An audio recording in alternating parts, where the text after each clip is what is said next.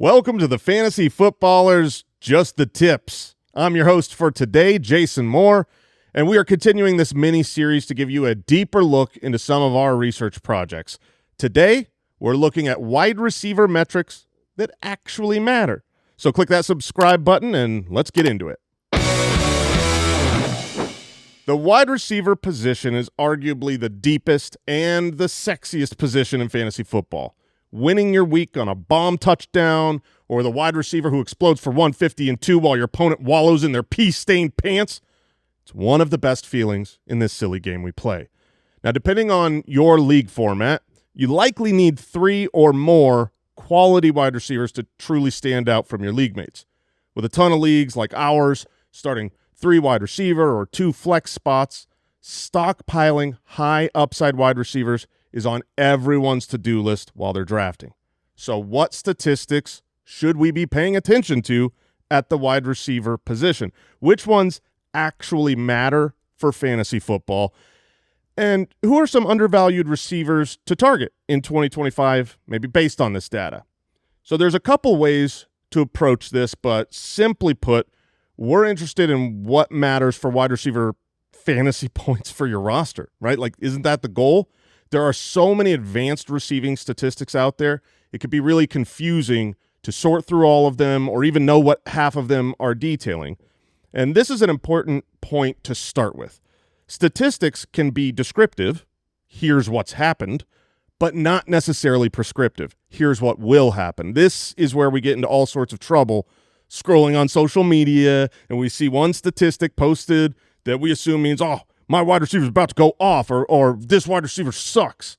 So what we did is we looked at the last 5 years of wide receiver data across the NFL regular season to find out what is sticky. We run what's called an autoregressive model. So we are using the previous year's data to predict next year's data. In other words, what has been prescriptive for fantasy. Generally, sticky stats will have coefficients close to 1.0. Since this just means that we predict the statistics to replicate themselves over time. Non-sticky stats will be closer to 0 or even sometimes negative, which just means that the previous performance is less impactful when predicting future performance. Keep in mind that the NFL, it does change and evolve over time. The overall value of a wide receiver target has actually slightly declined in the last few years. The increase of zone defenses has changed how offenses adjust their game plans, a lot more short area targets, the little dink and dunks. And so I bet you're wondering now, well, which magical statistic is going to change your fantasy fortunes? Is it the separation score on third downs when the quarterback is out of the pocket? Might be. Is it their next-gen speed versus cover 4 on play-action passes? Maybe. Now, I love all the data I can get my hands on, but despite all the advanced tracking data, and all the film watching, the fancy analytics, the math don't lie. Here's the best part. Targets. Targets have the highest correlation year to year for fantasy simply by acknowledging how involved a player will be and how much percentage of the passing pie they will get. Yep, that's it. Good old target share. It's a go-to on the show because it not only is explainable for so many listeners, but it is actually predictable. Target share, also known as market share, we use those terms interchangeably, they reveal a team's total passing output, and it gives us a clearer picture of that receiver's importance to the passing game expressed as a percentage. Now, while we can't predict usage fully, it is important to note that the majority of wide receiver ones need to see upwards of a 20% target share. That's like has to happen. And anyone seeing close to 30% is in a different stratosphere and almost near locked in for a wide receiver 1 status in fantasy. So, yeah, in the midst of all the statistical gymnastics, you could be doing some of the simple counting stats that we see and use every day are the most predictive. Fantasy points, receiving yards, receptions, and targets are all among the stickiest and correlate the most to future fantasy production. It's not that hard, folks, but we love adding depth and color when explaining targets on the show. We talk all the time about how Targets are earned. They show skill. Now, routes give an additional context because they mix in opportunity or the lack thereof for a wide receiver. Here's another statistic that's important: yards per route run.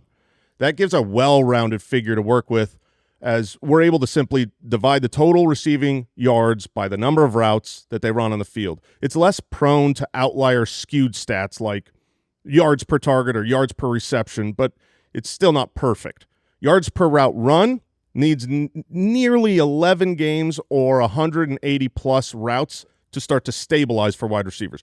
Overall, yards per route run it's heavily influenced by the number of wide receivers on the field as well. Fewer wide receivers on the field, like in 2 wide receiver sets, well, the easier it is to gain yardage. Targets per route run is another metric we discuss frequently on the Fantasy Footballers podcast. It measures how involved a player is, and it weeds out the cardio kings, okay, who might be the best conditioned players on the field running 9 routes, but they are shots in the dark for fantasy. Targets per route run closely follow target share, but it gives us an even deeper look at the team opportunity.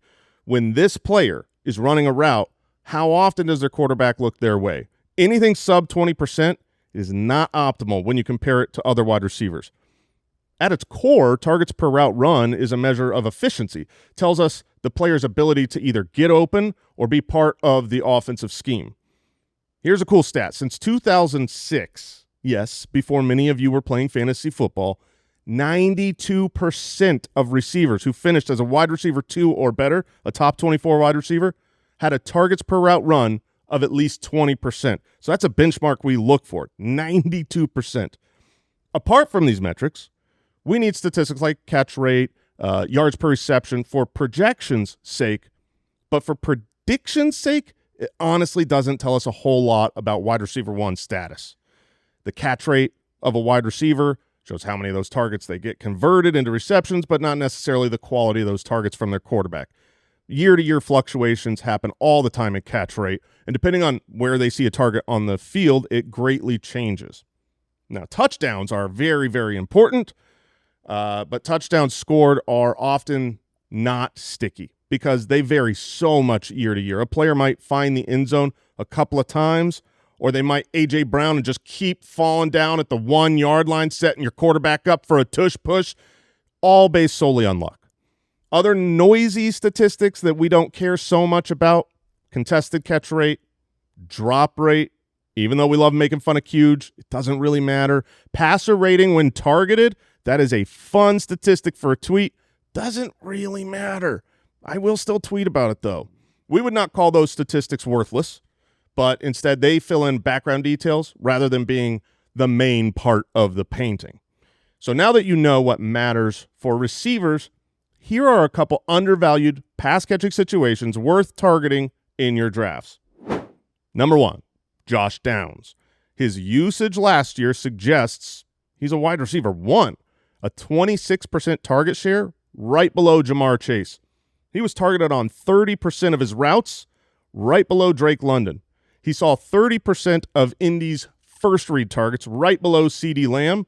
He averaged 2.29 yards per route run, right below Malik Neighbors. All 4 of those wide receivers I just named, they're being drafted appropriately as top 12 wide receivers, except Downs feels like a complete afterthought. The third-year wide receiver, he's a PPR-friendly target. You can draft late in your drafts as your team's wide receiver 3 or 4 or your flex, knowing full well that his percentage of teams' passing pie isn't going to drastically change in 2025. His splits with or without Anthony Richardson in his career are exactly the same. Over the last decade, we looked at year 2 wide receivers who averaged 7.5 plus targets per game, like Downs, who were also day 1 or day 2 picks, like Downs. What did they do in year 3? Filtering out injured guys. Okay, so healthy year 3 players who matched all that, 70% of them were top 24 wide receivers in full PPR in their year 3. 46% of them were top 12 wide receivers in year 3 in full PPR. So that's why Josh Downs, I think, is a good wide receiver to pay attention to. Here's another one. Devonte Smith. I love Devonte Smith. I don't know what it is, but he never gets the respect he deserves. I've always been a huge Devonte Smith Truther, since he came into the league as a Heisman Trophy winning first-round pick out of Alabama. The fact is, this Philly passing attack is so condensed. They basically have two wide receivers targeted like number one fantasy options. His 25% target share was the same as guys like Garrett Wilson or Amon-Ra St. Brown. He saw 34% of Philly's first read targets. That's the seventh highest rate in the league, the same rate as Jamar Chase and Justin Jefferson. I mean, A.J. Brown is obviously ahead of him in every major metric, but it doesn't mean we have to somehow punish Smith because of it. He missed 4 games, but his 17-game pace last year would have been 89 receptions, 1,100 receiving yards, and 10.5 touchdowns. Smith is a quality wide receiver, too, in fantasy with the type of spike week games that I want on my team. Okay, next guy up. Courtland Sutton. Nobody wants the old guy. Despite signing a 4-year contract extension, ageists in your draft room are continuing to bypass the soon-to-be 30-year-old Sutton for younger, sexier names. He was the wide receiver 13 in Bo Nix's rookie year, averaging 8 targets per game, and his red zone prowess makes him one of the easier wide receiver ones to potentially hit double-digit touchdowns. The best part is his draft cost. It allows him to comfortably fit in your flex. He can be your team's wide receiver. I mean, it's your wide receiver too. It's not a very expensive price to get. And it's rare to find a bona fide locked-in receiver seeing 25+% of his team's targets that nobody wants. Last name I'll throw out there, Jakobi Meyers. Meyers knows his place in fantasy football, and he annually takes his place as a flex play without much fanfare. He was a top 24 wide receiver last year, and yet you can draft him once again to be a quality wide receiver 3 or flex late in your drafts. He saw 8.3 targets per game, the same number as Amon-Ra St. Brown and Nico Collins, and Geno Smith presents a major improvement on a number of levels for the Raiders' offense. While this team's pass rate might come down from last year's third-ranked like Minshew, O'Connell, hodgepodge, the efficiency should increase across the board. Meyers is an every-down player with an opportunity to outpunt his draft cost in 2025.